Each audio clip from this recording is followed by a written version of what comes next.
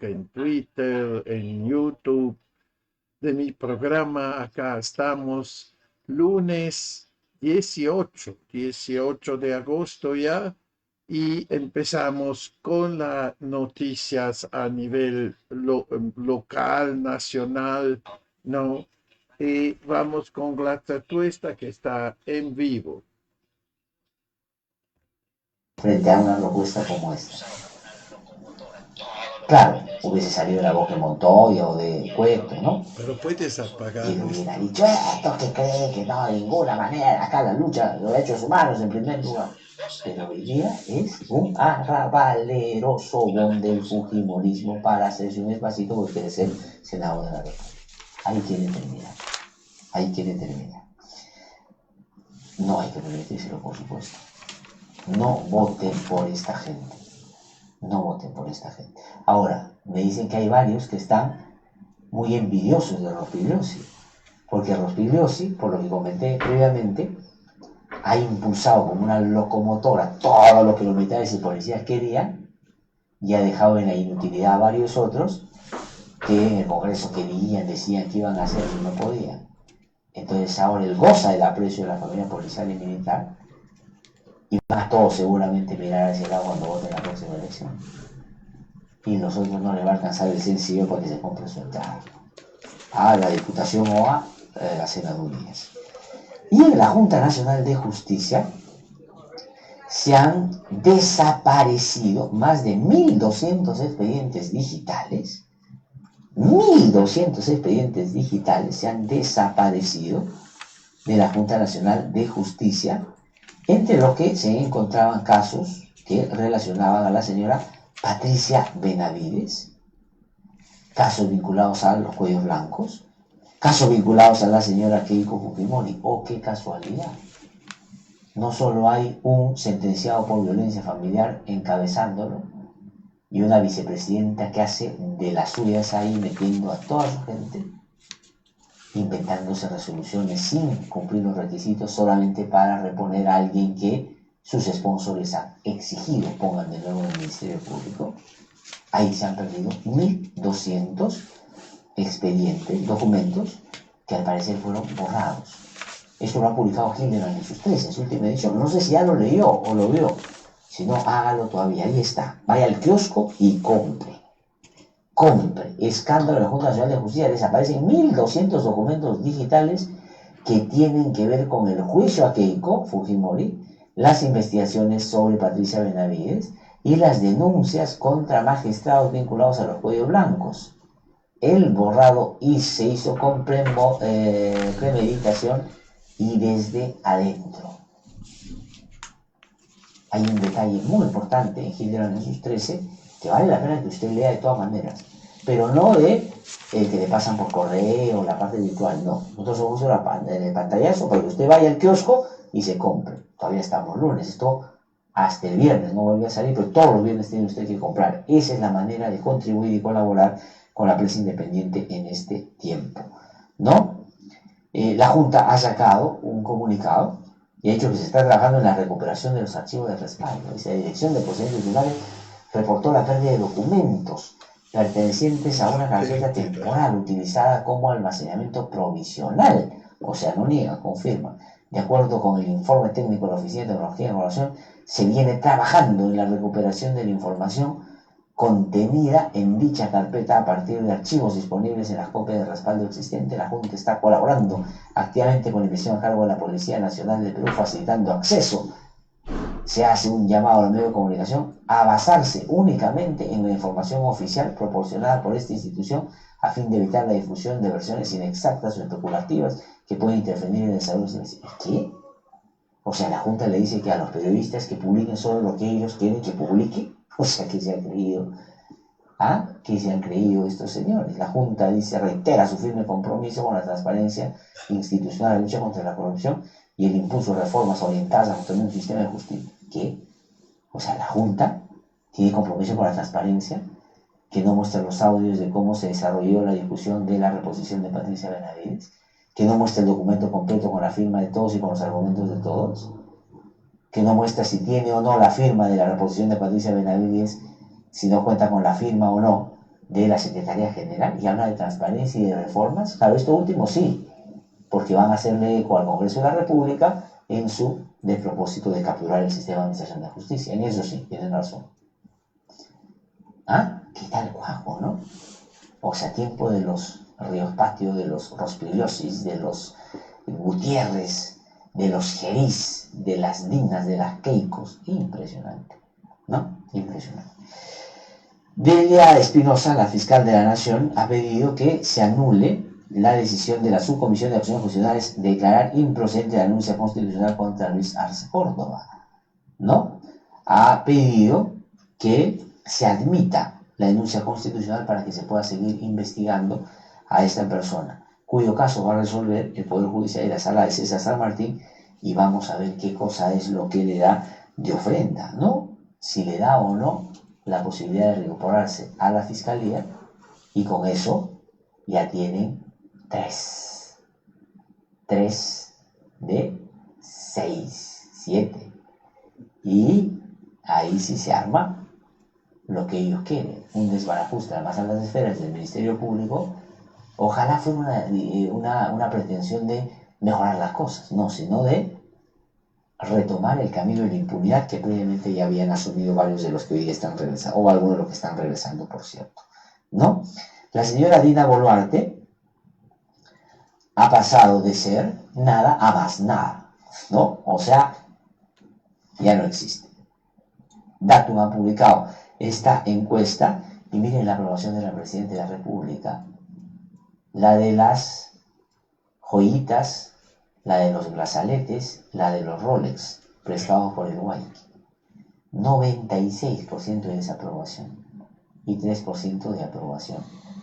Margen de error 2.8, o sea, puede ya no existir la señora en todos lados. 96% de aprobación. No, vamos a desmenuzar justamente esta cifra. Miren usted, hasta en el sector AB, 97% tiene la mayor desaprobación. En el C 95, 95 y 96 en el E. Arriba y abajo, el Perú no la quiere, pero ni un ajo. Ahí está, la señora, es un dilema. Por estos nunca más, de los que están en el Congreso. Esa tiene que ser la consigna para el 26. Miren ustedes etariamente, ¿no? Todos están parejitos. Nadie la quiere, la señora Boluarte. Y Lima, Norte, Centro, Sur, parejo, ¿no? En el sur tiene 97, o sea, ya sí, 98 en el centro, olvídense, ¿no? La señora, allá. ¿Qué sensación le dejó el mensaje presidencial? Fue incompleto, 18%. A ver, vamos al mayor, 42%. El mensaje fue intrascendente, no dijo nada positivo, no hubo ninguna autocrítica y fue demasiado largo. O sea, no sirvió para absolutamente nada, como la gente cree que para muy poco sirve la señora presidenta diciendo que es presidenta de la República. Ahí están las encuestas categóricamente encaminando un, yo diría, indomable 96%. No hay en el mundo un caso que se le asemeje a esto que estamos viendo en el Perú. Ojalá nuestros récords mundiales fueran para bien y no de vergüenza, como estos, por cierto, ¿no? Y la desaprobación de los ministros también es alta, y del presidente del Congreso, Fernández Gerí, José Gerí, también, 80% del Premier, 71% el de Economía, 74% el de Energía y Minas y 76%. O sea, no sirve para nada, ¿no? Y la desaprobación del presidente del Congreso está en estos términos. Ahí está. 66% dice, desacuerdo con la elección, 66%, o sea, 7 de cada 10 están en desacuerdo. De acuerdo, 13 y 21 no saben. En fin, ya no tiene ningún sentido ver esto, porque la gente la tiene clarísima. Por supuesto, como clarísimo lo tiene el Congreso de la República, de beneficiar a los empresarios de la agroexportación, ¿no?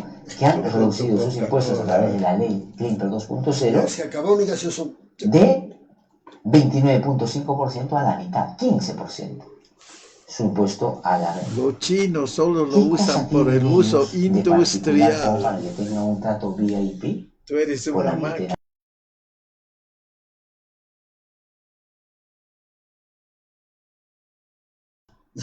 Porque ¿cómo puede ser posible que una actividad que a mí me parece extraordinaria, me parece muy bien que se impulse la agroexportación, eso me parece extraordinario, habla bien del Perú, el Perú exporta miles y miles y miles de dólares y de productos y muy bien, pero esta actividad para ser impulsada mereció algunos beneficios que se les dio hacia finales de los 90, comenzando el 2000, con la famosa ley Klimper.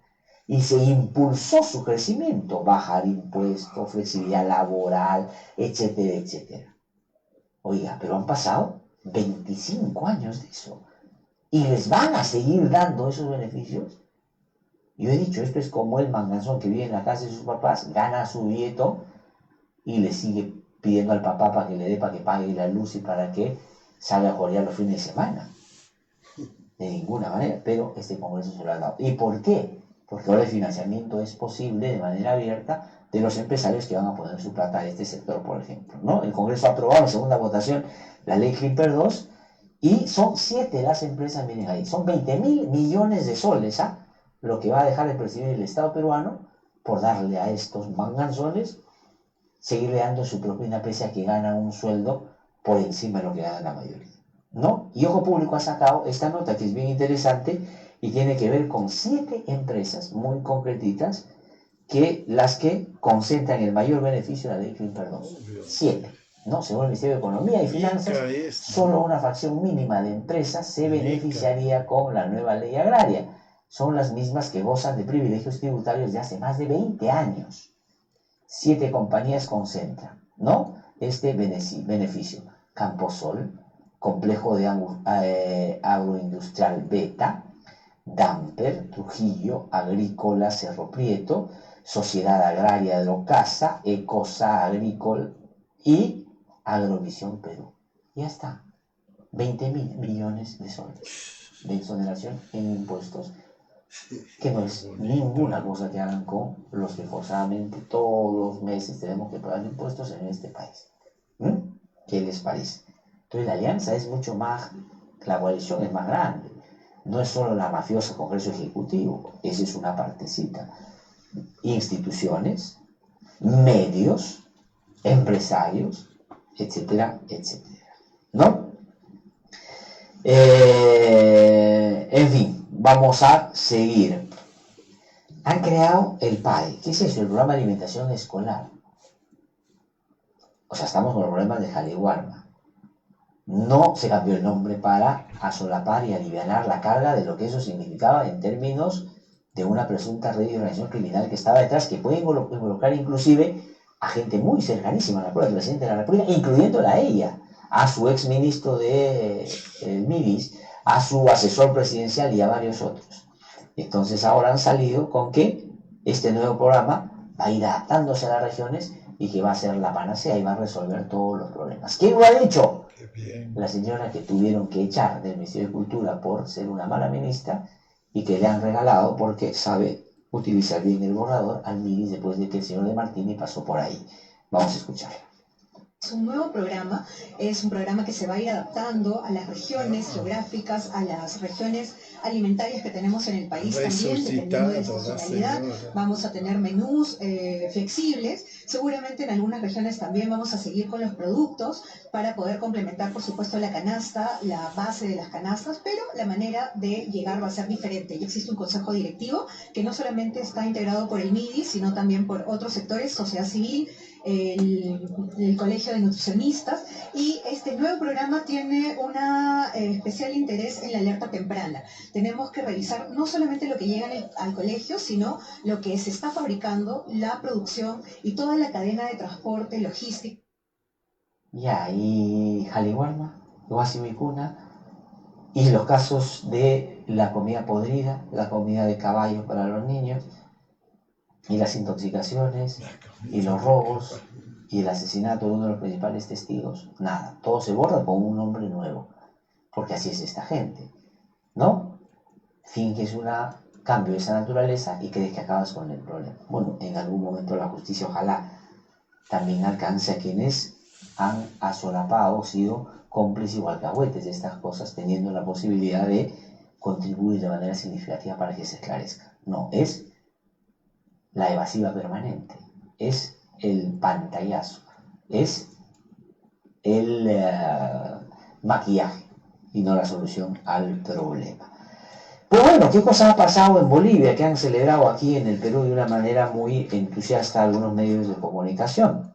Pues se han producido las elecciones, va a haber una segunda vuelta, Rodrigo Paz ha sacado 31.3%, Jorge Quiroga, expresidente, 27.3%, y eso ya es una cosa irreversible. Estos son los dos que van a pasar a la segunda vuelta. 31% Rodrigo Paz, Jorge Quiroga. El primero es la democracia cristiana y el segundo ha sido un opositor al MAS muy firme, el presidente de la República también, y los dos vienen del sector de la derecha. Y eso es importante de cara a lo que había significado el MAS y su digamos, persistencia en tratar de hacer lo que querían en los últimos tiempos en las modalidades y con las consecuencias tan negativas que todos hemos podido, por cierto, apreciar, ¿no? Pero ¿qué cosa significa que Rodrigo Paz? Miren, esto es un dato interesante, pero que no se cuenta aquí de la manera debida. Rodrigo Paz aparecía como cuarto en las encuestas. Como cuarto en las encuestas. Y ha sacado el primer lugar. Y Jorge Quiroga ha quedado en el segundo. Samuel Doria, para que vean ustedes quién es Samuel Doria, un multimillonario, que era candidato y que aparecía en todas las encuestas como el que de todas maneras pasaba a la segunda vuelta y que podía ganarla, ha pasado en tercer lugar. ¿Y de dónde viene la saladera? Miren ustedes esta fotografía que se tomó hace un tiempo, dice, un selfie con Keiko Fujimori en Sevilla en una reunión del SEAPI. Ahí está, ese quería ganar, ese era el candidato que quería la derecha más bruta y achorada. Y no ganó. Y en el marco de esa polarización, lo que es bien interesante, ha surgido uno que rompe esa polarización. No estoy diciendo que esto sea bueno o malo, pero eso es lo que ha pasado y eso es lo que nos está necesariamente diciendo.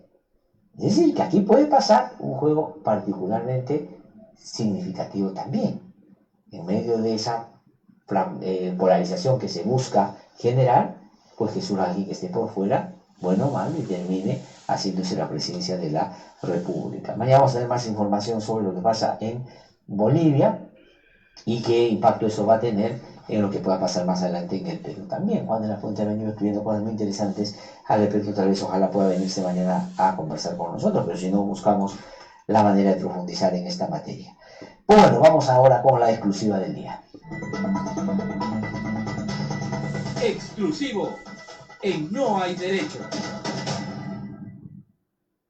Bueno, ya se ha iniciado claramente la campaña electoral de cara a lo que va a pasar en 2026. Y los partidos políticos que tienen autoridades en lugares privilegiados o en espacios privilegiados, está que se les pasa la mano y están haciendo campaña rompiendo con la ley. Pues bueno, Carlos Viguria ha indagado en un primer momento lo que va a ser una línea aquí en el programa en los meses siguientes de qué cosa es lo que está pasando. Dos casos, Renovación Popular y Somos Perú. Adelante. Quieren gobernar, pero no respetan las reglas básicas de campaña.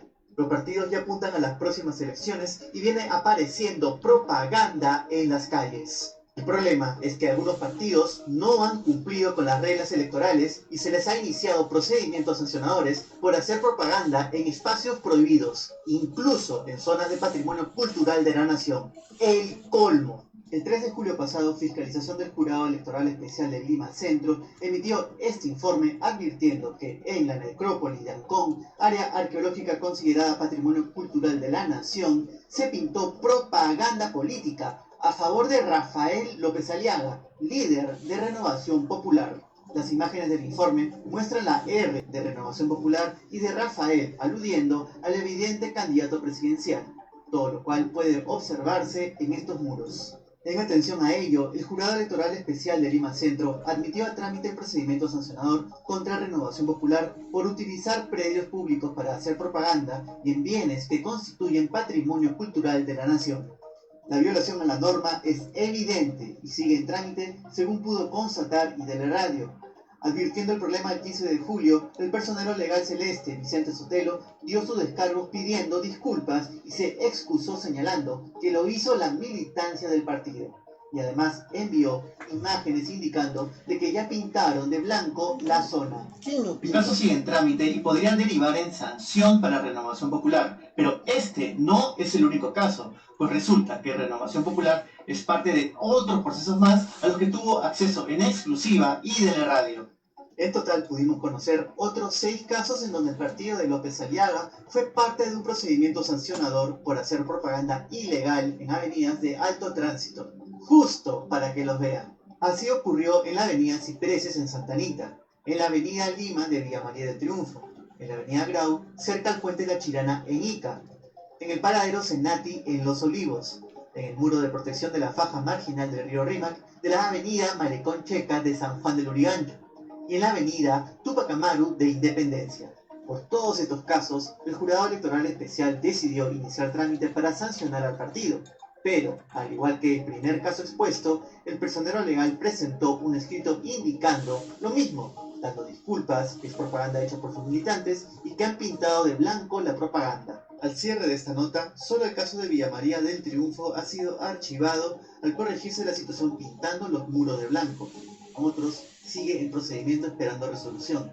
Lo claro es que en un periodo se hizo propaganda electoral y al ser captados rápidamente lo repintaron. Renovación Popular no es el único caso, porque el corazón de Somos Perú también se pinta en paredes violando la ley. Somos Perú también está sometido a un procedimiento sancionador por violar la norma y hacer propaganda para la militante Pilar Mendoza en la cuadra 32 de la avenida Tupac Amaru en Caraballo.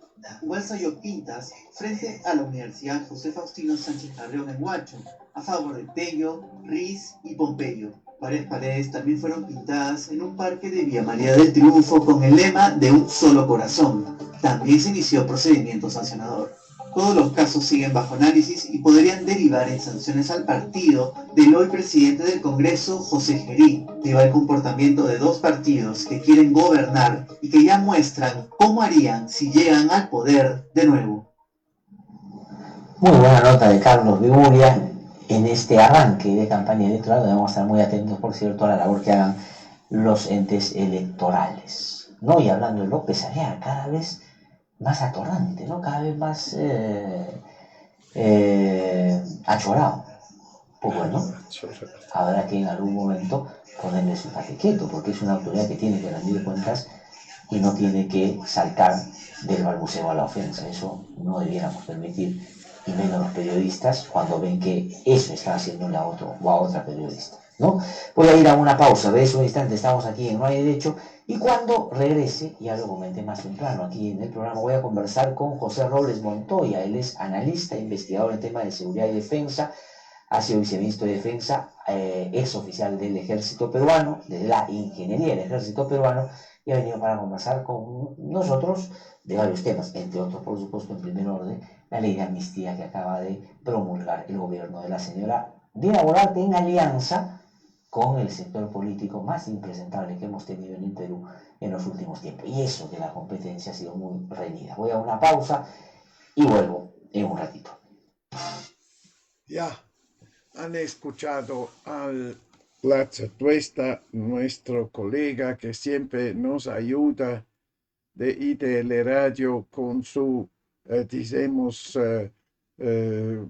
cosa de la mañana, ¿no? Siempre está con su editorial en la mañana y nos informa muy bien sobre esto que está pasando, ¿no? Está pasando varias cosas, se puede decir así, varias cosas. Ahora vamos a una música y veremos qué pasará con la música. Esto sería también interesante. No, vamos a ver qué hay de interesante acá. Ya, frío hace, ¿eh? Como se ve, ¿eh? Un frío bestia. 7 grados, ¿eh? Tenemos acá, ¿eh? Mal, ¿eh? Es agosto, ¿eh? Se debe decir que es agosto, ¿eh? Es invierno siempre. No hay mucho que se puede hacer, ¿eh? Ya vamos. Jungle Trip de Quincas Moreira. Servicios de calentamiento destacan María del Carmen Alba y Patricia Chirinos. Otros, como Guido Bellido y Juan Carlos Litarza, Puru, el especialista en calcular tallas de brasieres, están a espera de un partido combi que les lleve hasta el paradero de la Cámara Alta. Keiko Fujimori les ha comunicado a sus parlamentarios que está satisfecha con el trabajo que han realizado en el Congreso y ya tienen vía libre para aspirar al Senado. El único requisito es que lo comuniquen al partido antes de noviembre. Con el cambio de las reglas electorales, los actuales otorongos tienen un abanico de opciones para reacomodar sus posaderas en un curul. Pueden repetir el plato en el Congreso, optar por la discreción del Parlamento andino o dar el salto al Senado. Para aquellos que les guste apostar por algo más arriesgado, los puestos no gozan de aforamiento. También pueden postular a una alcaldía o gobierno regional en las elecciones del octubre de 2026. En el fujimorismo se da por descontado que Alejandro Aguinaga, Fernando Rospigliosi, Patricia Juárez, Marta Moyano y Héctor Ventura irán como candidatos al Senado. Ellos se sumarán a la guardia pretoriana que tiene la hija del dictador y que son fijos en la terna naranja para la Cámara Alta. Luis Galarreta, Miguel Ángel Torres, Marta Chávez y Cecilia Chacón. Los fujimoristas más jóvenes beneficiados con la ley que permite que los actuales congresistas pueden ser senadores, pese a tener menos de 45 años, también se quieren anotar para el Senado. En esta lista, los alumnos aventajados está Rosángela Barbarán, César Revilla, Arturo Alegría y Tania Ramírez, la clienta Caleta de la tienda Metro de Jesús María. Son increíbles, ¿eh? Los personajes son bien interesantes que tenemos acá. Así, repetir el plato, claro, esto es que sueñan. 60 son los cupos que habrá en el próximo Senado. 30 de ellos serán elegidos por jurisdicción. Cada región y peruanos en el exterior tendrán un cupo, salvo Lima, que tendrá 4, y los otros 30 a nivel nacional. A Guido Bellido se lo pelean 4 partidos para llevarlo en la lista al Senado. Eso al menos es lo que dice él. El cusqueño trató de montar partido propio, pero no le fue bien. De las propuestas que le han hecho, dice, la que más le gusta es la de Podemos. Dice Bellido que Pepe Luna lo ha invitado porque quiere que el próximo Senado represente verdaderamente a todo el Perú y porque el partido tiene que el compromiso de fortalecer la democracia y construir una agenda social que recoja las diversas voces. Bellido dice que coincide con Podemos en la lucha contra la banca usurera, el retiro de los fondos de AFP y de la ONP y el combate a la inseguridad. Hay otras coincidencias que el ex premier omite. Bellido y Pepe Luna tienen sendas acusaciones fiscales en las que se contempla para ellos varios años de cárcel. Bellido tiene una por obstrucción a la justicia. El expediente está en control de acusaciones y la fiscalía pide 7 años de prisión. Bah. Pepe Luna tiene un pedido de 22 años de prisión formulado la semana pasada por la Fiscalía por liderar una organización criminal enquistada en la OMPE y en el CNM, y que permitió la inscripción de Podemos.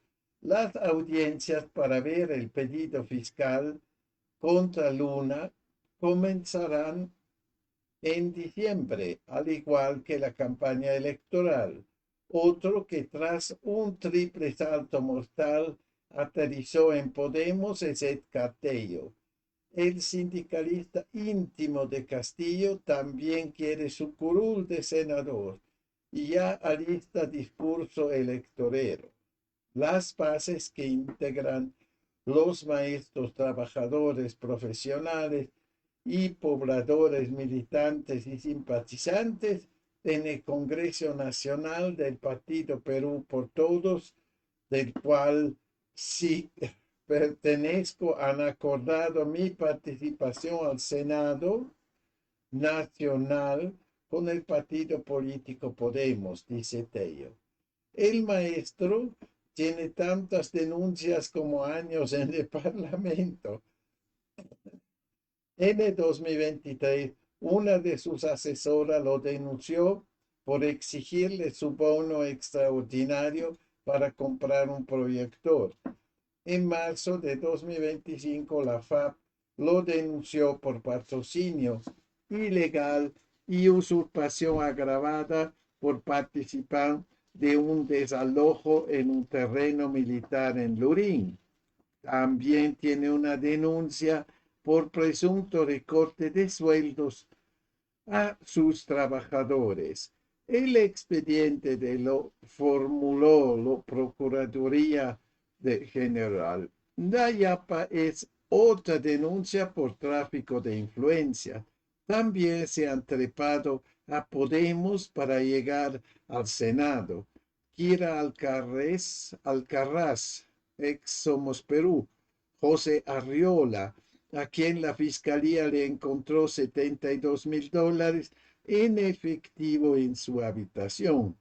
Luis Picón, sentenciado a 4 años de prisión suspendida por corrupción, cuando fue gobernador regional de Huánuco. Y Francis Paredes, quien es sindicada por un testigo protegido de cobrar 45,000 soles para colocar al jefe del INPE de Pucallpa. Otra congresista que ya está en la campaña para el Senado es Patricia Chirinos. A mediados del 2024, Chirinos renunció al partido y a la bancada de Avanza País e intentó unirse a Fuerza Popular. Como Keiko Fujimori le dio portazo, a Chirinos no le quedó otra que inscribirse en Renovación Popular.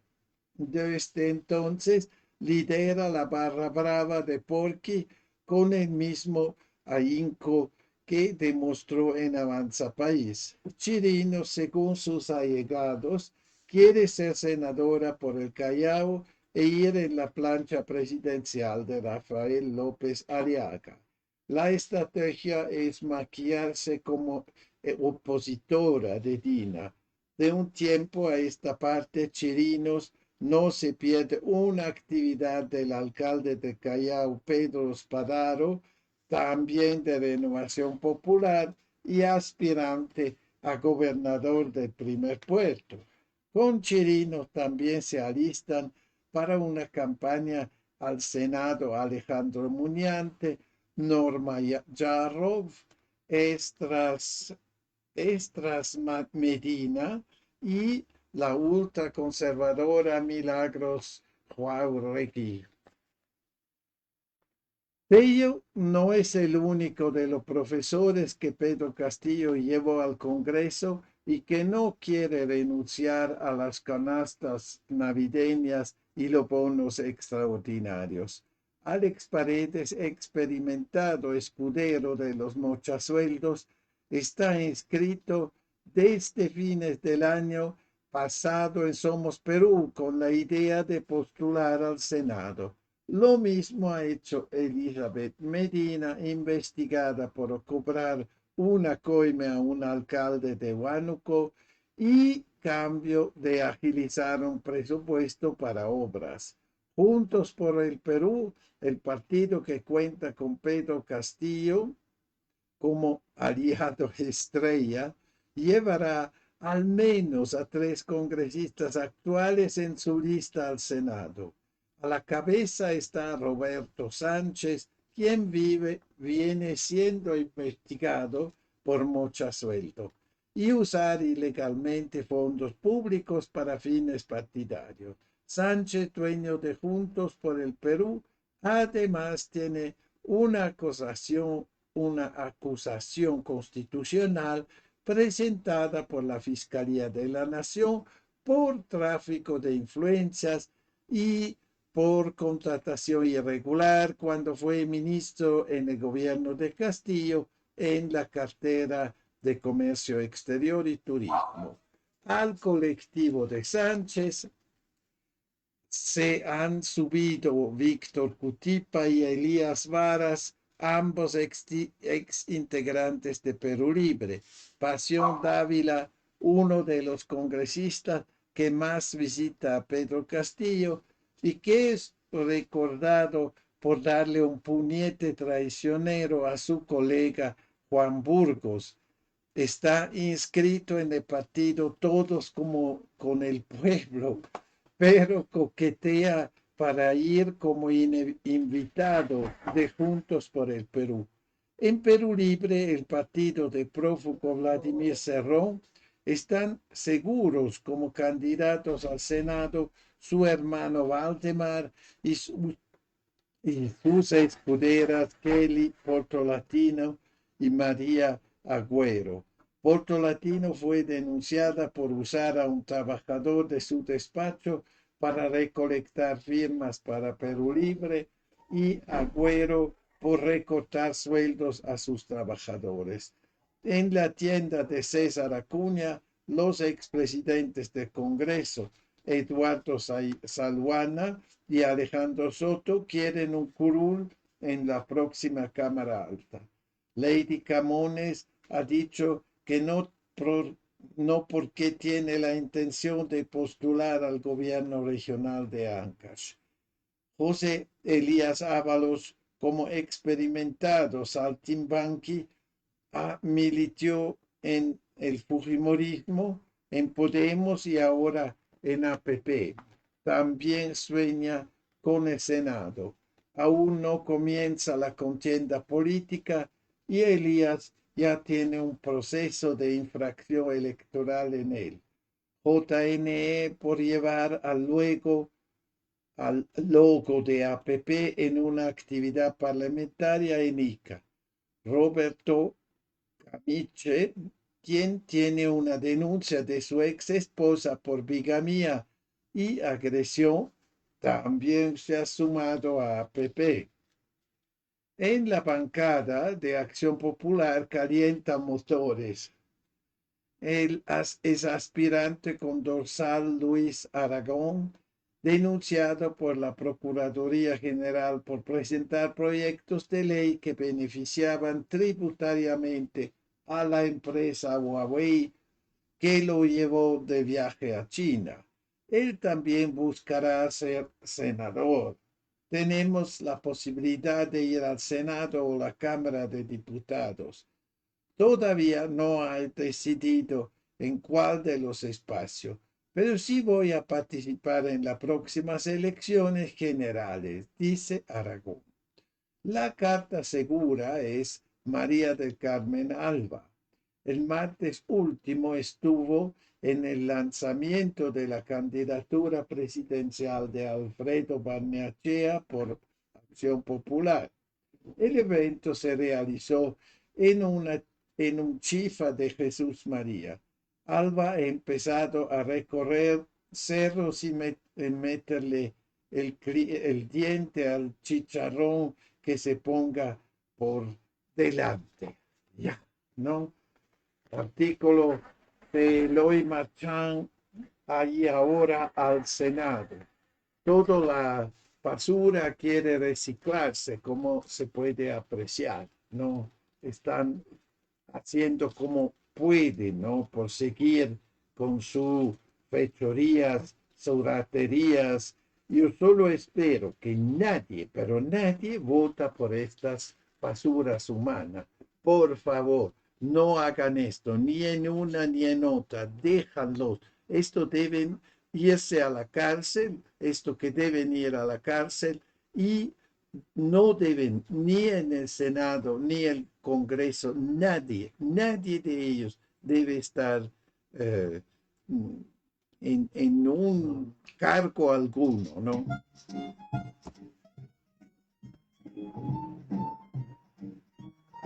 Qué horror es. Back to Happy Town, the Golden Age. La columna de César Hildebrand, Matices, regreso a los 90. Qué cómoda se le vio a Marta Chávez en radioprogramas y qué contundente estuvo Fernando Rospigliosi en esos mismos estudios defendiendo su ley de amnistía, a pesar del decente esfuerzo de Fernando Carballo. Era como si hubiésemos regresado a los 90, cuando el dueño de radioprogramas era consejero de Vladimiro Montesinos y la emisora respaldaba al régimen del orden y el tractor. Estamos en los 90. Regresó Patricia Benavides por todo lo alto y ahora quizá vuelva a ver el caso de su hermana Emma. También reivindicada, la señora que va a Palacio promulgó la ley de amnistía y el presidente del Congreso quedó librado de toda sospecha por el caso de violación que estaba siendo tibiamente investigado. Todo marcha sobre ruedas y un nuevo reino de oscuridad se levanta en estas tierras, pero eso sucede en las esferas del poder. Abajo los pobres claman y el resentimiento cunde. Y van a llevar otra sorpresa los que creen que todo será tan fácil como en la reelección fraudulenta del 2000. La rabia siempre encuentra su causa y la indignación que la prensa no registra se habrá de expresar. Los que creen que restaurando la mafia del fujimorismo aseguran su futuro vuelven a equivocarse. Entre los menos iguales y se esparce un sentimiento legítimo de rechazo al sistema que ha permitido este retorno al predominio del abuso. Yo sigo soñando con un gobierno levemente socialdemócrata y poblado por gente decente que se atreva a cambiar este país a la deriva. Si un gobierno como este llegara a Palacio, que hoy tantos manchan, lo primero que haría sería derogar toda esta basura legislativa concebida por organizaciones criminales y secuaces de victimarios con uniforme. Y después tendrían que venir los castigos, los judiciales y los sociales, las cortes y el desdén, los jueces y el desprecio. Esto no puede quedar así. Ese gobierno hipotético y tan poco probable tendría que modernizarnos. Somos un país anacrónico, viejo, roñoso y roñoso, lleno de perjuicios de posesión católica y odios nacidos de neoconservadurismo, menos letrado y más racista.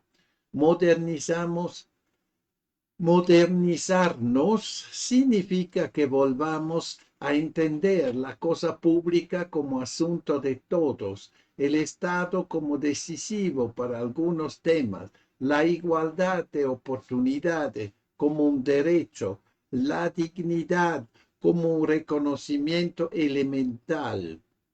Cambiar el país, país supone amar el orden, y no hay orden sin justicia. El orden no es lo que las viejas pellejas conciben como legado de las haciendas con cárceles propias, sino el que exige una república, da esforzada conciliación de intereses diversos y el arbitraje final de las instituciones encargadas de administrar la justicia. Pero ese país imaginario que insisto en soñar requiere de un pueblo lo suficientemente asustado como para producir un líder proporcional al desafío. Y deberíamos estar asustados. El Perú es rehén de una banda que intenta recrear los métodos de los años 90. Está sometido al chantaje de la delincuencia y tiene índices de pobreza que nada tienen que ver con las cifras azules de las exportaciones y los números celestiales de nuestras reservas internacionales. Pocas veces hemos sido un país tan descaradamente dual y pocas veces hemos sido tan inconscientes del peligro que nos amenaza como Estado. ¿Habrá un liderazgo digno de las circunstancias? ¿Un partido que pueda convocar a un nuevo contrato social? ¿Un grupo de notables que dé el grito y agite el campanario? Quiero creer que sí, aunque el elenco actual intente persuadirme de que soy un pobre soñador, un esperanzado que se lleva el viento. Llevo tantos años peleando contra la inercia de los inmóviles y la dureza de los crueles, que quizás lo más sano debería ser admitir la derrota, huir del fango y dedicarme a leer y a escribir, pero hay una obstinación que me persigue, un amor lleno de furia por este país que pudo y puede ser tantas otras cosas. Renunciar al sueño sería morir en vida y aún no estoy preparado para una hazaña tan forense. Eso lo digo también yo, ¿eh? Eso es absolutamente también mi credo. Pero se debe ver una cosa. Yo no creo en la democracia. La democracia en un país inculto, en un país sufrido como es el Perú, no funciona. ¿Por qué no funciona? Porque es comprobado que no funciona. Toda la democracia, que hemos entrenado en los últimos 30 años por quedarnos ahí, ha sido un fracaso. No fracaso con Fujimori, fracaso con Toledo, fracaso con todos los presidentes que ahora una gran parte están presos, ¿no? ¿Qué yo propongo? Yo propongo una meritocracia, no una democracia, pero una meritocracia. Los mejores deben ir al gobierno, deben ir al Congreso, deben ser autoridades regionales, locales, como sea, la meritocracia, la gente más, digamos, sobria, la gente más culta, gente más preparada, con experiencia y más honrada y más intachable, deben ir al gobierno, siendo autoridades, y no con elecciones. Eso se deben hacer asambleas, ¿no? Que se escoge los mejores, no que haya una mayoría, no debe ser la mayoría. Es claro, en un pueblo es claro quién es la gente que debe estar como autoridad. Uno que no es corrupto, uno que es capaz, uno que es un buen empresario, uno que es una buena persona, conocida, ¿no? Conocida por todos. No que izquierda, derecha, ¿qué importa? Debe ser una persona capaz, ¿no? De esto estamos hablando. Eso yo creo. Porque en un país como este es muy difícil de hacer elecciones. Así, estos que tienen plata por la propaganda van a ganar las elecciones, ¿o qué? O que pueden hablar en televisión y contar sus cuentos, van a ganar, ¿ok? Todo esto es así un chiste, no es solo acá en Perú, esto es en todo el mundo donde tanto hablan de democracia y no son demócratas, son plutócratas.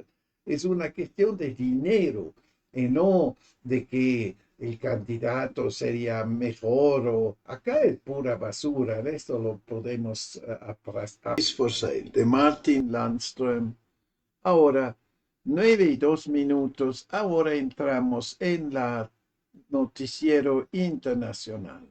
No deberían obstaculizar la paz. El mensaje del enviado del Kremlin a los líderes belicistas y saboteadores de Europa.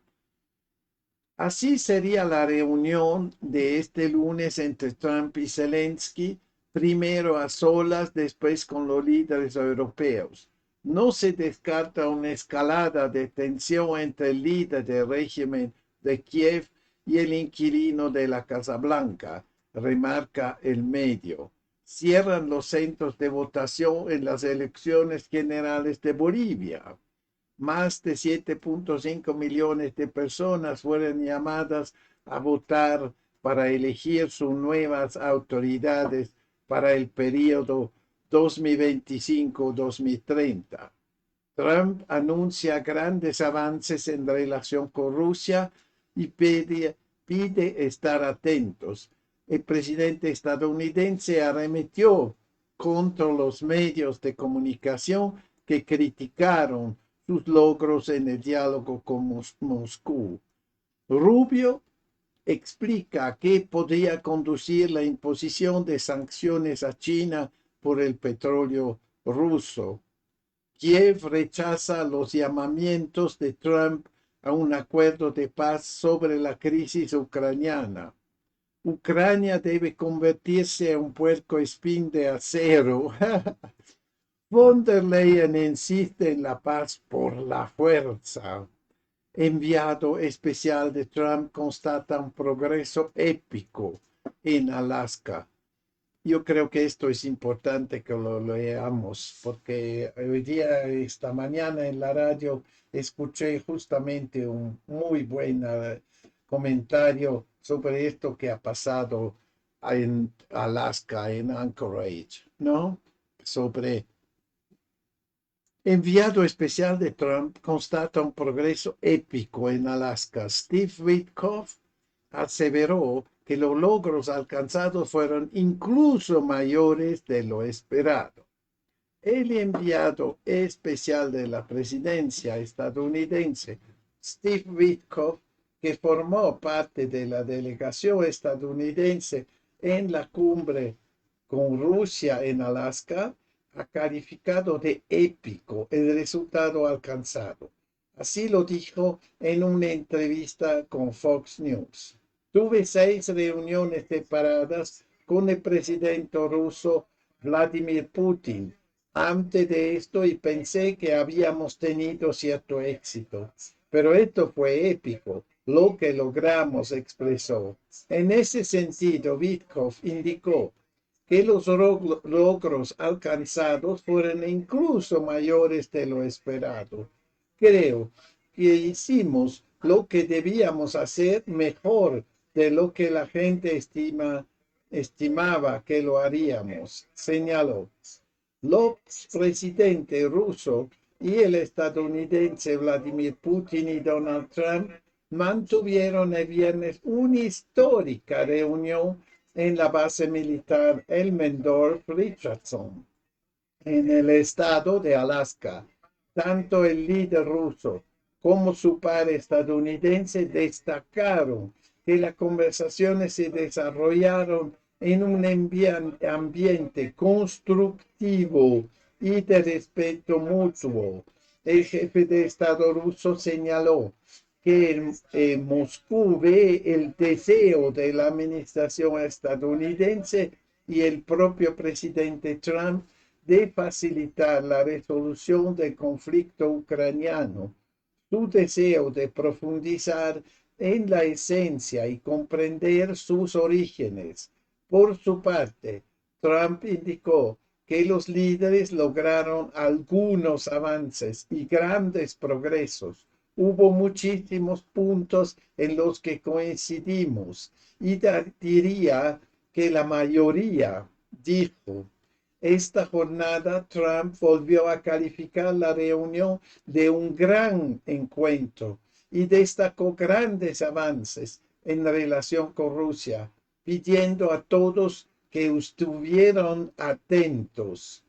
Esto sí es una gran esperanza que nos da esperanza a todos, no nosotros que estamos anhelando que se pase algo, ¿no? De concreto acá, que cambie toda esta situación terrible, ¿no? Que estamos viviendo, esta tragedia en Ucrania que se está masacrando. No, es muy mal esto, es una situación y esto nos da esperanza, no solo por la cuestión de la guerra en Ucrania, pero también de otras situaciones que tienen que ver con estas situaciones bélicas en Israel y en otros sitios también. La única cuestión es de qué se hablaban. No se sabe de qué hablaban en efecto. Y se dice, estos son así más dimes y diretes de la gente que estaba más o menos cerca, dijo que todo estaba preparado, todo estaba preparado.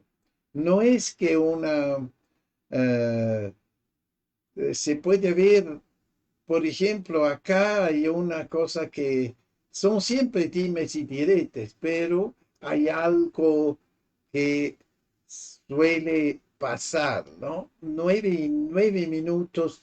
Ahora le voy a leer que dicen que Putin ha compartido con Lula detalles de la reunión con Trump, porque son obviamente en los BRICS los dos, y parece que Putin ya le ha pasado unas novedades. Vamos a una musiquita, Hot Piece, Off My Feet, Moi le Quartet.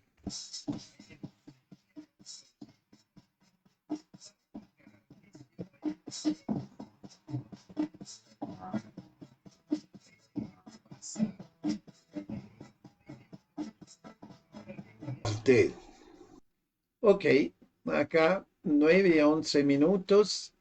El presidente de Rusia, Vladimir Putin, llamó este lunes a su homólogo brasileño, Luis Ignacio Lula da Silva, informó el servicio de prensa de Planalto. Se informa que el líder ruso compartió detalles de su encuentro con el presidente de Estados Unidos, Donald Trump, que tuvo lugar en Alaska el pasado viernes. Tras abordar los diversos temas discutidos con el presidente Trump, Putin reconoció el involucramiento de Brasil con el Grupo de Amigos por la Paz, una iniciativa conjunta con China. El presidente Lula agradeció la llamada y reafirmó el apoyo de Brasil a todos los esfuerzos que conduzcan a una solución pacífica del conflicto entre Rusia y Ucrania. También deseó éxito en las negociaciones venideras, indica la publicación. Por su parte, el Kremlin destacó que se ratificó el interés mutuo en el desarrollo futuro del diálogo ruso-brasileño, así como en una estrecha colaboración en el marco del BRICS. Esta jornada, Putin también mantuvo conversaciones telefónicas con otros socios de Moscú, incluyendo Sudáfrica e India, para compartir los resultados de la cumbre ruso-estadounidense. Previamente, el jefe de Estado ruso señaló que Moscú ve el deseo de la administración estadounidense y del propio presidente Trump de facilitar la resolución del conflicto ucraniano. Su deseo de profundizar en la esencia y comprender sus orígenes. Ya bien, se debe ver, ¿no?, que toda esta situación que tenemos, especialmente en Europa ahora, es que los europeos son más brutos que la señora Boluarte, ¿no? Que no hay prácticamente esperanza, que ellos se dan cuenta de qué están haciendo, ¿no? De qué están malogrando, se puede decir, lo más simple, se puede decir, ¿no? No quieren nada, no quieren entender que deben cambiar. No es una situación de un cambio absoluto. No pueden seguir como están.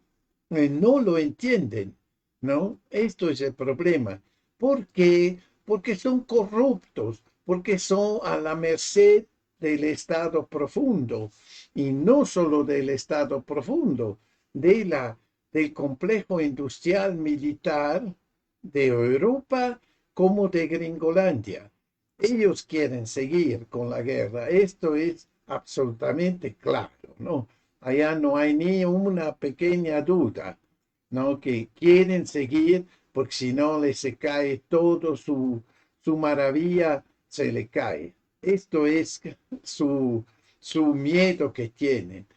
La bolsa en Europa como en Estados Unidos depende prácticamente de esta guerra, ¿no? Porque esto es lo único que le sostiene, porque toda la economía alemana especialmente, pero de Europa, está en declive. Y lo único que le soporta es la guerra, ¿no? La industria de armamento. Yo no sabía que era tan importante antes de esta guerra de Ucrania, pero me soy dado cuenta cuando no esta resistencia en contra de la paz es obvio, es claro, ¿no? Y esto que han hecho en Alaska era ir en contra del Estado profundo. Es un éxito, un gran éxito de Trump, ¿no? Que ha hecho en esto. Yo creo que es importante que se dé cuenta la gente de esto. Yo no creo que va a funcionar la oposición, decimos, a la paz. ¿Por qué? Porque en Ucrania pierden la guerra. Prácticamente están antes de la capitulación. Falta poco, ¿no? Y Trump, respectivamente, su Witkoff, su Hexet, el ministro de Defensa, Rubio, lo saben, ¿no? Y saben que mejor salir así diplomáticamente, conservar la cara, digamos, ¿no? De de no deber aceptar una capitulación. Por eso que están ya haciendo más razonables, ¿no? En no hablar estupideces, como si ellos podían ganar en el, ¿cómo se podía? Eh,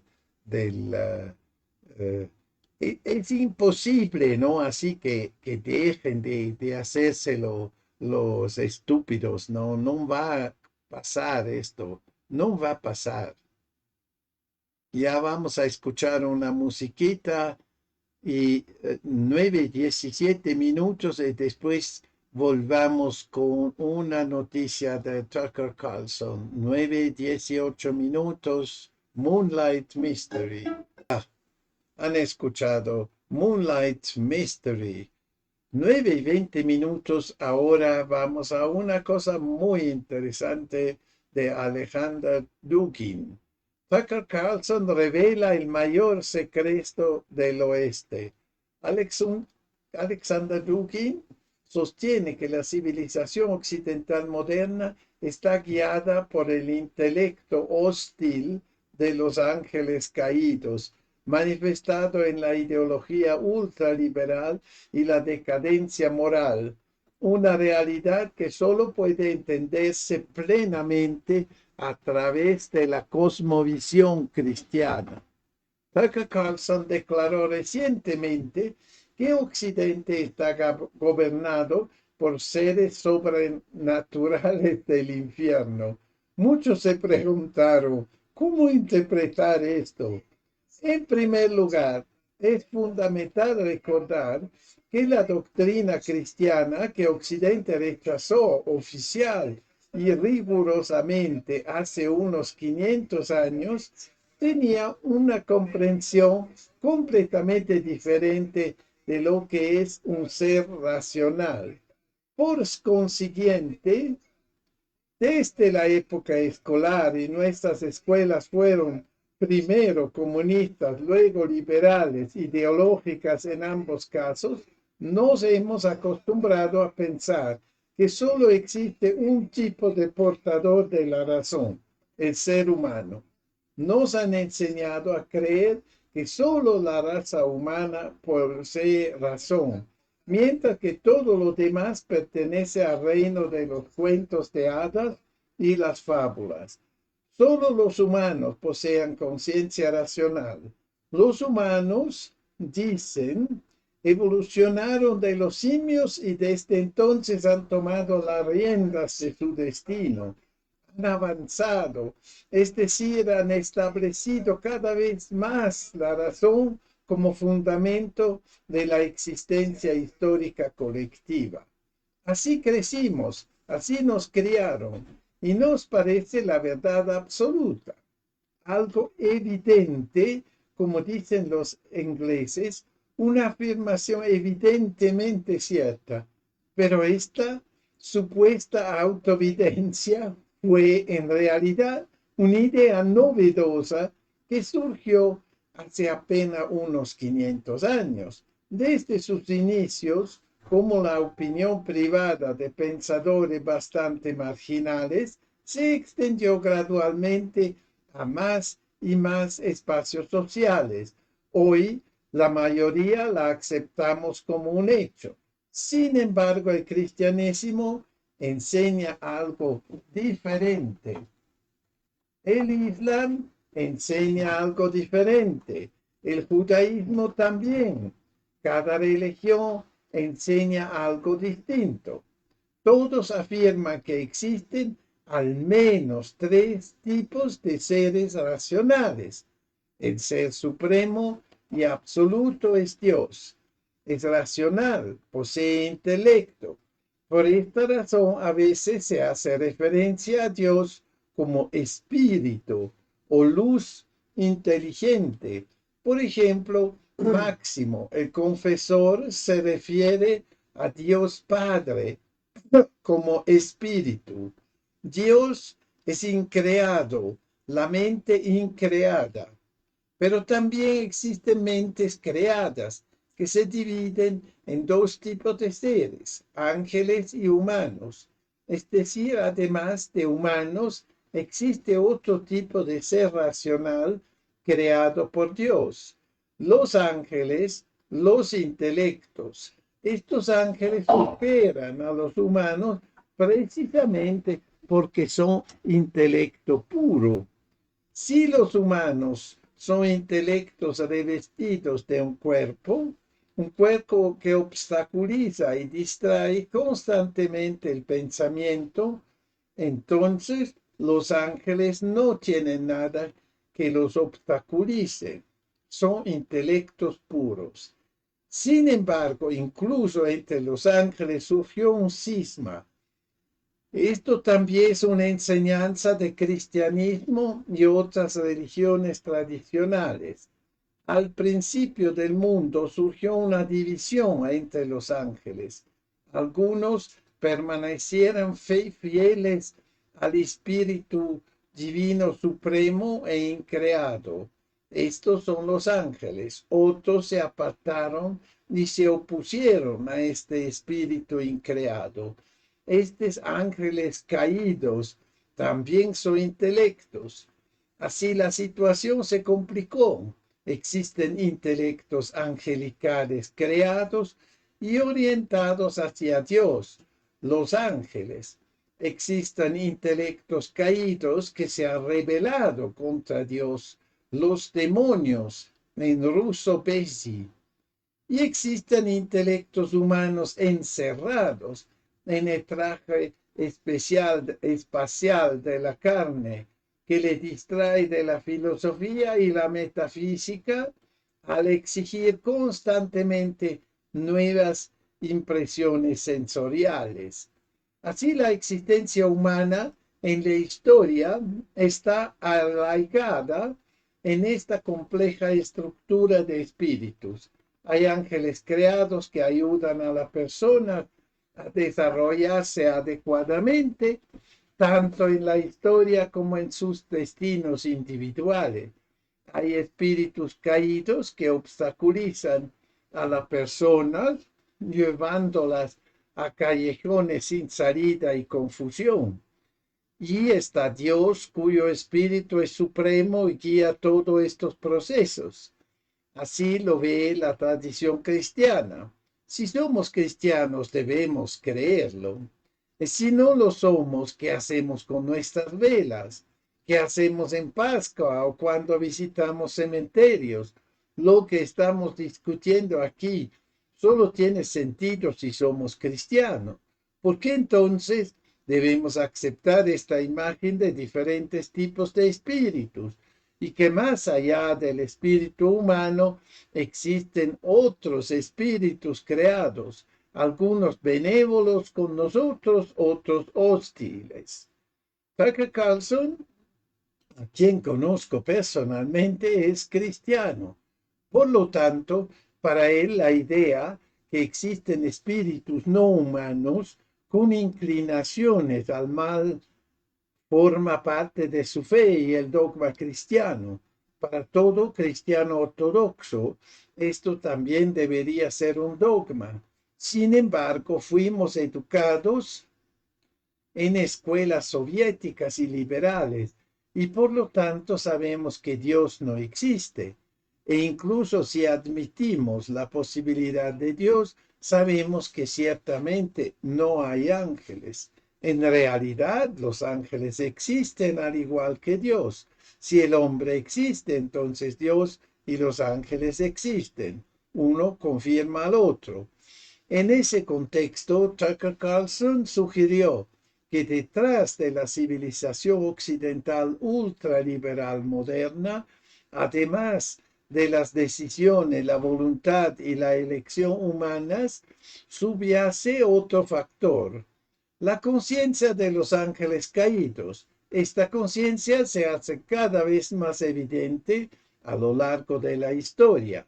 Por eso, al observar a los gobernantes occidentales actuales, es difícil evitar la impresión de que están poseídos.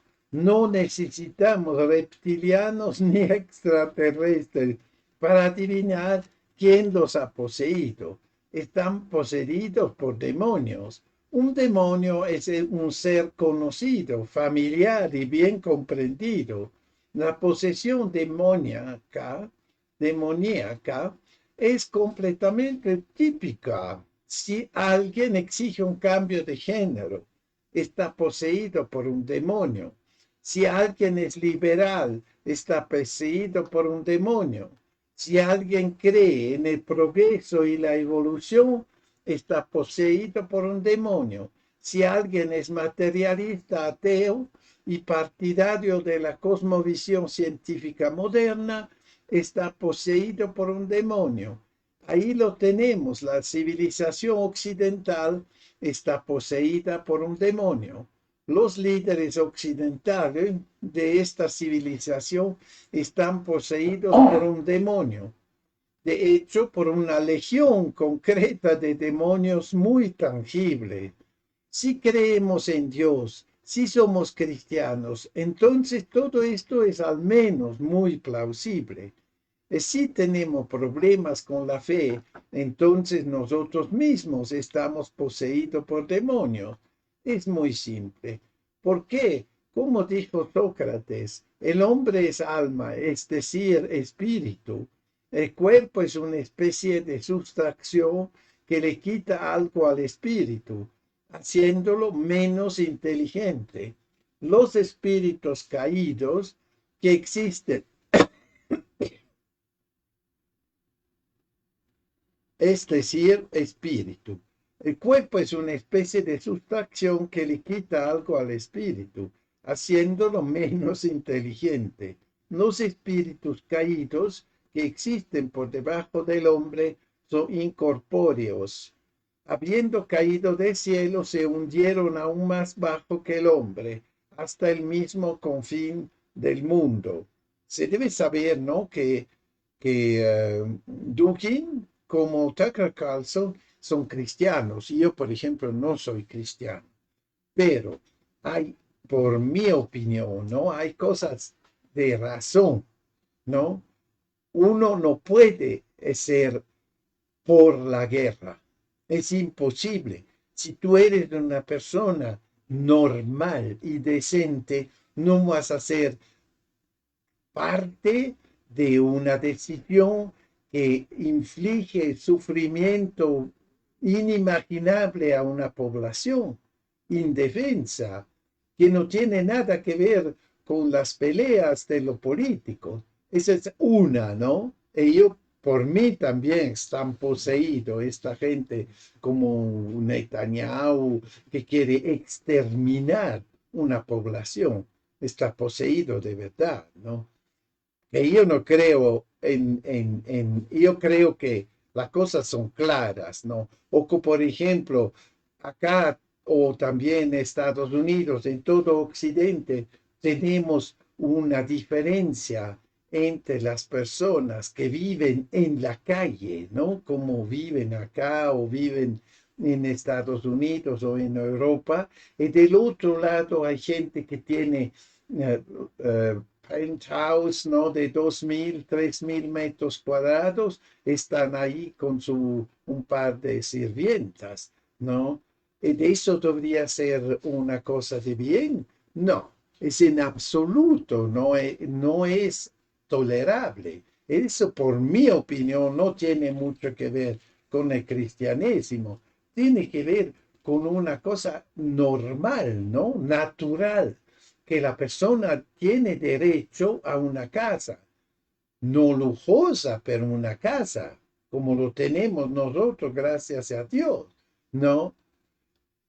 Pero que hay una miseria como la tenemos acá y casi todos los países occidentales son castigados, como él lo llama, que son poseídos, ¿no?, por la avaricia, no por la arrogancia, de no dejar que el pueblo, la mayoría de las personas, tenga un trabajo decente, un salario decente, una casa, seguro social, salud, educación gratis, ¿no? Porque debe ser gratis, debe ser garantizada por el Estado. Eso son cosas racionales, no tiene nada que ver con religión, por mi opinión, y creo por la opinión de casi todos. No creo que hay gente que dice que esto está mal. Pero esto que dicen que está mal y de verdad son poseídos, ¿no? Esos son lo mismo que dicen que la guerra es algo bueno, ¿no? Y que podemos cambiar de sexo cada año, cosas así, ¿no? Debe de ser, pero yo no digo poseído, por mí son cretinos, ¿no? No hay otra explicación. Totalmente eh, está mal, ¿no? Mal en su cabeza. Pero esto se propaga, ¿no? Esto se propaga. Y de eso es lo más, casi un tragicómico, ¿no? Que tenemos 70% de las personas acá en este país que no tienen un trabajo, no tienen seguro, no tienen nada. Solo venden cada día o van en taxi cada día por sobrevivir. Y eso es una realidad. Y la otra sirvienta de presidenta, no disfrazada de presidenta, dice que estamos bien, ¿no? Y otros de estos malditos. ¿Cómo tú puedes decir una cosa así? Si las cosas son obvias, ¿no? Es así, es claro. Y esta gente viene con sus cuentos, con su Te Deum. Hasta el Papa le ha dicho, ¿no? Hasta el Papa.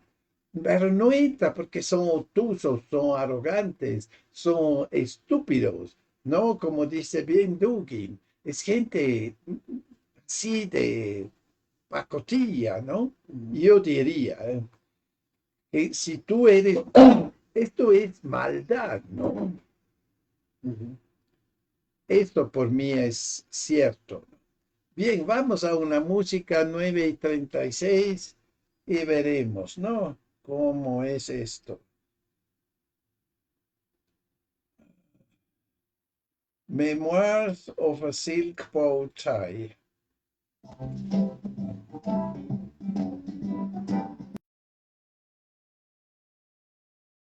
Vamos a escuchar una cosa muy diferente. La biotecnología y la IA se han convertido en una religión, de Rhoda Wilson.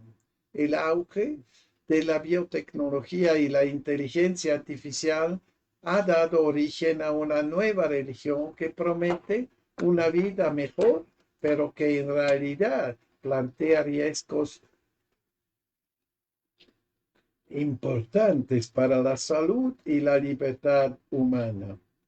El doctor Gay Harper lo explica con ejemplos de los Estados Unidos, que también se reproducirán en Nueva Zelanda si se aprueba la ley de la ingeniería genética. El proyecto de ley automatiza la implementación de la ingeniería genética y permite la rápida introducción de productos no probados y dañinos como cultivos rociados con ARNN y vacunas aerosolizadas propuestas por empresas como Flagship Pioneering y EcoHealth Alliance en los Estados Unidos. La combinación de inteligencia artificial y biotecnología conducirá a experimentos desenfrenados en humanos con consecuencias potencialmente catastróficas, advierte. La creencia irreflexiva en la biotecnología y la IA por el Dr. Gary Hatchard en su libro de 2017, La extraña muerte de Europa. Douglas Murray argumenta que hemos perdido nuestro sentido de propósito, impulsados por la crítica racional y científica, incluidos los conceptos del darwinismo social que se desarrolló en el siglo XIX. Las personas han perdido gradualmente la fe en sus tradiciones religiosas y culturales. En particular, en los últimos 5 años ha surgido una nueva creencia en las llamadas curas milagrosas para llenar el vacío creado por la pérdida de valores espirituales. Los principios de esta nueva religión tecnológica se extienden a la inteligencia artificial y la biotecnología, que juntas están penetrando todos los aspectos de nuestras vidas. La promesa de inmortalidad mediante drogas milagrosas, una vida controlada por computadora, sin trabajos pesados y una preparación militar suficiente para mantener el enemigo lejos de la frontera resultan irresistibles. Como sin duda nos diría Murray, la realidad es muy distinta. Por primera vez en la historia de la humanidad, fuera de tiempos de guerra, la esperanza de vida está disminuyendo. La vida cotidiana se ha vuelto más difícil e incierta, mientras que las fronteras se vuelven cada año más porosas y difíciles de controlar. Este artículo analiza hacia dónde nos dirigimos realmente. Corremos el peligro de perder la lucha por el derecho a la libertad de elección. Si aún espera ganar la batalla contra los sospechosos habituales, incluidos los alimentos procesados, el glifosado, la floración, los fabricantes de armas y la vacunación obligatoria, piénsalo de nuevo, porque las reglas del juego en el campo de batalla tecnológico se están cambiando rápidamente. Esta semana el Comité Selecto de Salud de Nueva Zelanda presentará un informe sobre el proyecto de ley de ingeniería genética, cuyas implicaciones cambiarán radicalmente nuestras vidas, desafiando cualquier sensación previa de normalidad. Como probablemente ya sepa, una cláusula del proyecto de ley prevé la introducción automática de la ingeniería genética, autorizaciones obligatorias para actividades médicas, para medicamentos humanos que contengan o incorporan tecnología genética aprobada por al menos 2 autoridades reguladoras de tecnología genética extranjeras reconocidas. Declaración de la política general, niveles de riesgo y autorizaciones. Proyecto de ley de la tecnología genética. Lo que esto significa para nosotros en términos concretos quedó claro esta semana debido a las medidas aprobadas en Estados Unidos que tendríamos que adoptar automáticamente bajo la Ley de Ingeniería Genética de Nueva Zelanda.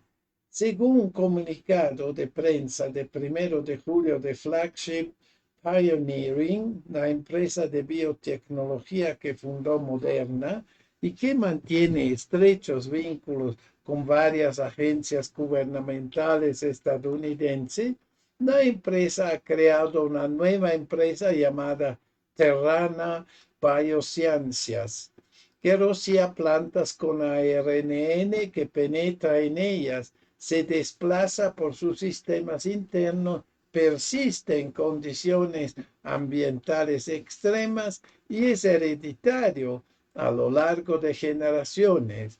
Para ello, utiliza construcciones de ARNN sintético, creadas a partir de una amplia biblioteca de ARNN, construido mediante inteligencia artificial y avanzado a modelado computacional. En otra palabra, la empresa planea contaminar toda nuestra cadena alimentaria. En otro desarrollo, la propuesta Diffuse de EcoHealth Alliance a la Agencia de Proyectos de Investigación Avanzada de Defensa de los Estados Unidos, DARPA, está siendo reexaminada porque incluye planes detallados para rociar proteínas de pico de coronavirus quimérico en aerosol. inmunomoduladores y vacunas autodispersables sobre humanos y animales usando drones. Quizá recuerdas que EcoHealth Alliance es la empresa que inició la investigación de ganancia de función en el laboratorio del Instituto de Virología de Wuhan, que casi con certeza condujo al surgimiento de COVID-19. La nueva alianza entre la inteligencia artificial y los experimentos biotecnológicos permite lanzar de forma rápida y simultánea decenas de miles de experimentos que exploran nuevas combinaciones genéticas. Esto eclipsa las investigaciones previas y multiplica los riesgos. Actualmente la industria biotecnológica mundial presiona para que estos proyectos se lleven a cabo sin regulaciones onerosas. En otras palabras, estamos entrando en una era de experimentación humana sin restricciones. La ley PrEP autoriza al gobierno de Estados Unidos a administrar en secreto dichos medicamentos y vacunas, productos biológicos y dispositivos médicos al público durante una emergencia declarada, sin consentimiento, restricciones geográficas, responsabilidad legal, ni obligación de revelar dichas acciones. El proyecto de ley de ingeniería genética de Nueva Zelanda contiene una disposición paralela, autorizaciones de emergencia en caso de una amenaza real o inminente para la salud y la seguridad de las personas o para el medio ambiente, por ejemplo, debido a un brote de enfermedad o un accidente industrial. El ministro responsable de la legislación en materia de ingeniería genética está facultado para conceder una autorización de emergencia, como lo han hecho con el virus del COVID, ¿no? Declaración de política general, niveles de riesgo y autorizaciones.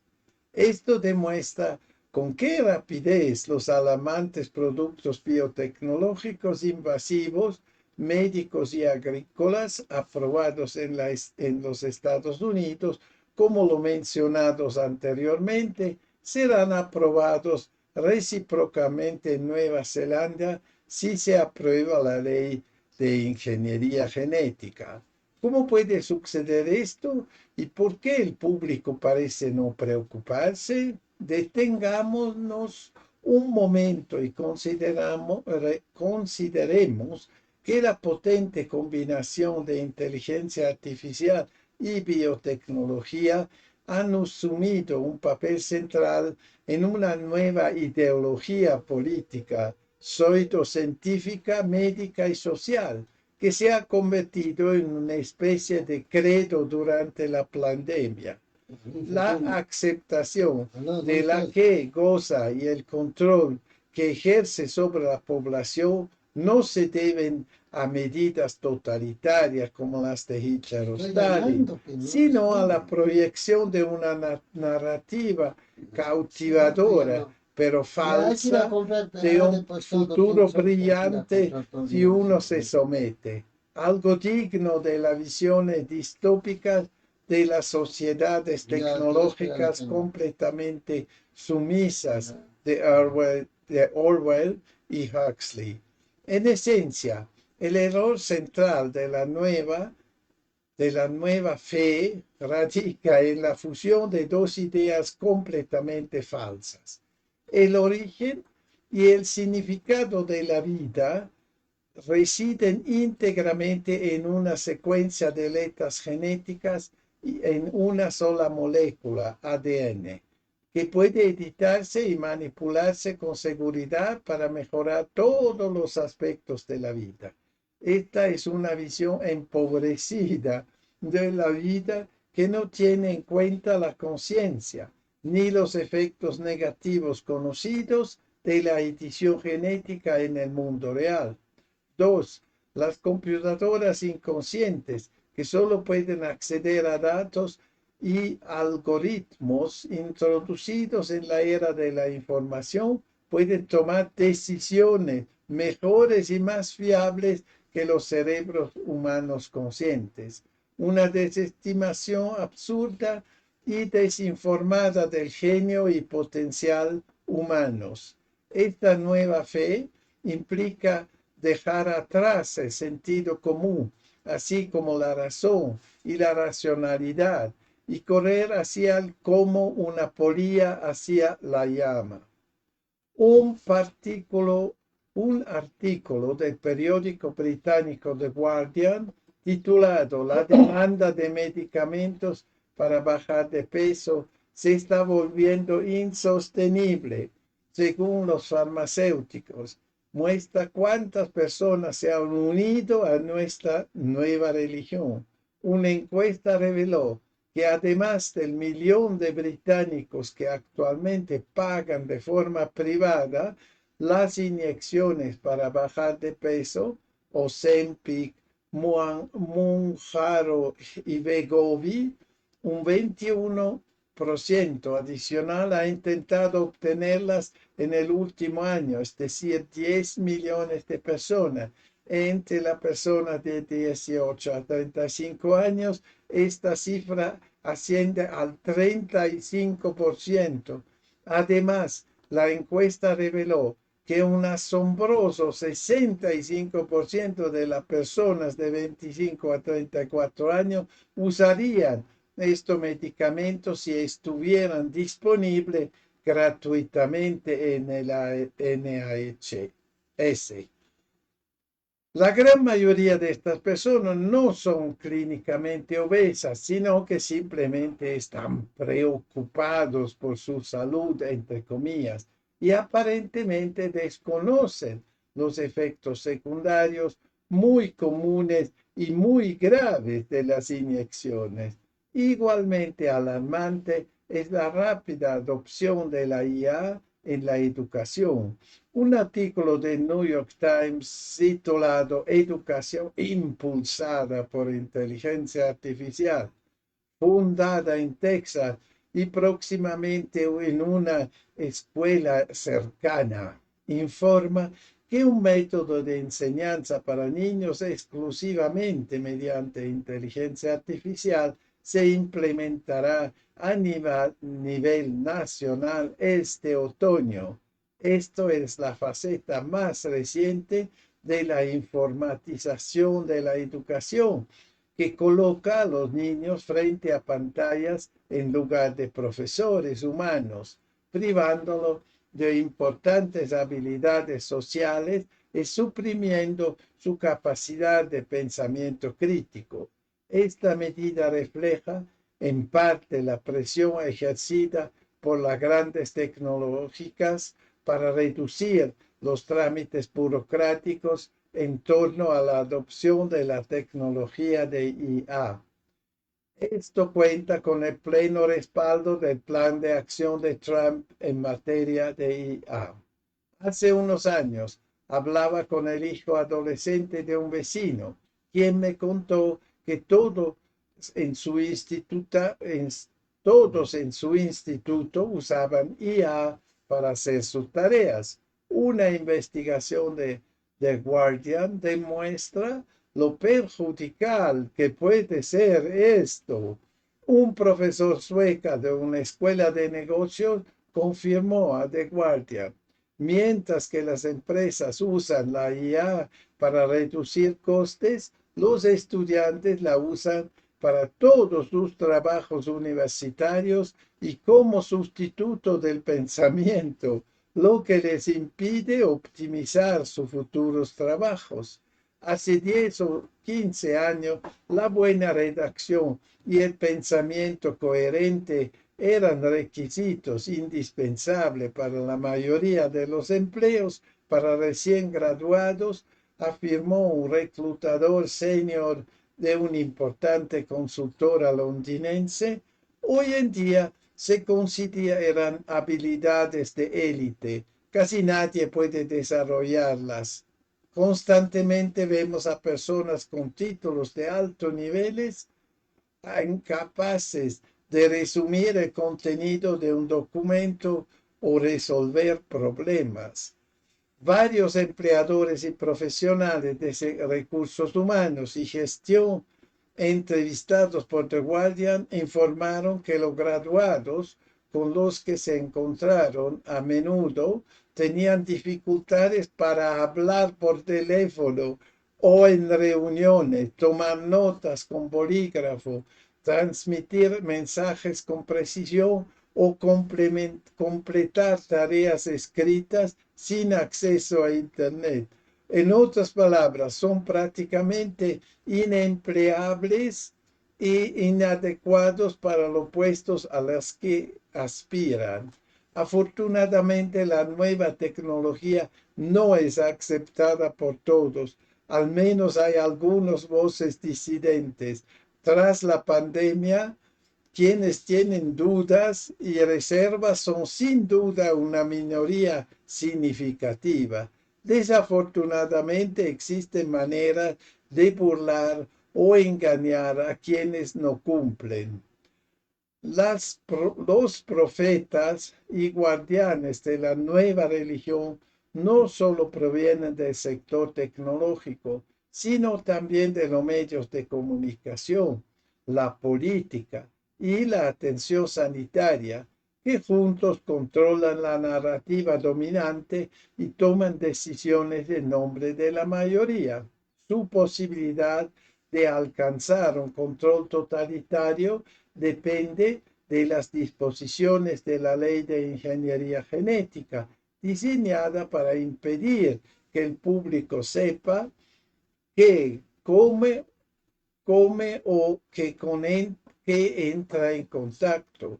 Esto se logra clasificando erróneamente la mayoría de los procedimientos de edición genética como procesos naturales y no introduciendo el etiquetado obligatorio para los productos modificados genéticamente. En otras palabras, la ley nos promete el cielo y la tierra, pero nos niega información sobre lo que realmente nos sucederá y los graves riesgos conocidos. Ya han escuchado, ¿no? Las cosas reales que nos pasan si no estamos alerta, especialmente a la situación de inteligencia artificial. Yo me despido, 9:59 minutos. Lost in the plot.